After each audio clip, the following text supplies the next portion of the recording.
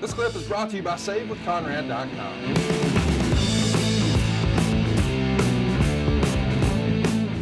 What's next for the Steiners, though? Well, the U.S. tag titles. They're going to defeat the Midnight Express in August of '90 in East Rutherford, New Jersey. What do you think of the United States tag team titles? Oftentimes, Crockett has been criticized for having too many belts. This one carries over to WCW. Was there enough tag team talent to have two sets of tag titles here?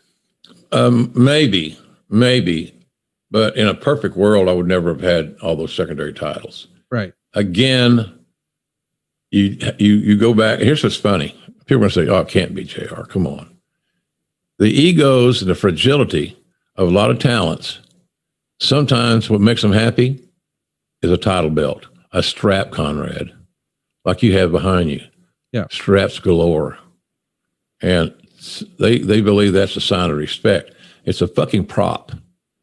Sorry to bust your bubble, folks. It's a prop. But sometimes that's a promoter's way of working the talent.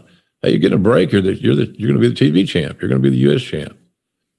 I'm not against the Steiners could be anything they wanted to be, and I'd be a fan.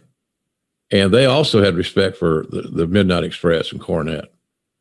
And why wouldn't they? They're a phenomenal team. Any incarnation was phenomenal. So I enjoyed their matches a great deal because the Midnight Express showed you how undersized guys, and compared to the Steiners and their thick muscularity, were undersized.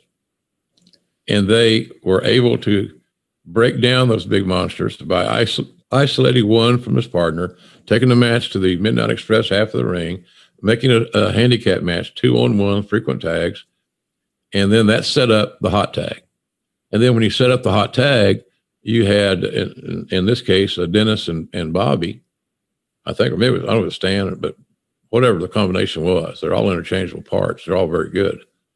Then all of a sudden they went to work, feeding a comeback. And I don't know too many heel teams that fed a comeback any better than the Midnight Express. So I thought they had great chemistry. I thought it worked out real well, but I'm not a big fan of so many titles.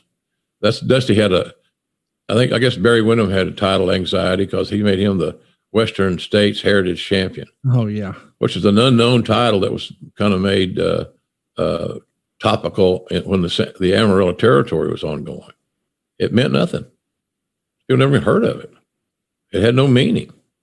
And then you win these imaginary tournaments like Patterson winning the Intercontinental title in Rio de Janeiro, which never happened. But in any event, I think too many titles water it down.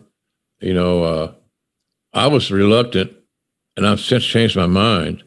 I thought, having an AEW champion and then now that we have a TNT champion, I get it. Did we need it? I didn't think so in the beginning, but now I like it. Yeah. Because it gives but we don't have 10 of them. Right. So I'm not a big fan of too many titles, and I'm not knocking the guys that held the title by any stretch. No. I just thought it kind of watered down the process a little bit. Well, it does. I mean, in Crockett, you had the world title, the U.S. title, the TV title, the national title. Then you said the Western States Heritage and the Central States and the Mid-Atlantic. And there's 7 singles titles before you even get to junior heavyweights. So it's a lot. And a lot of them, Conrad, were done to appease talents. Yeah, everybody wants a belt.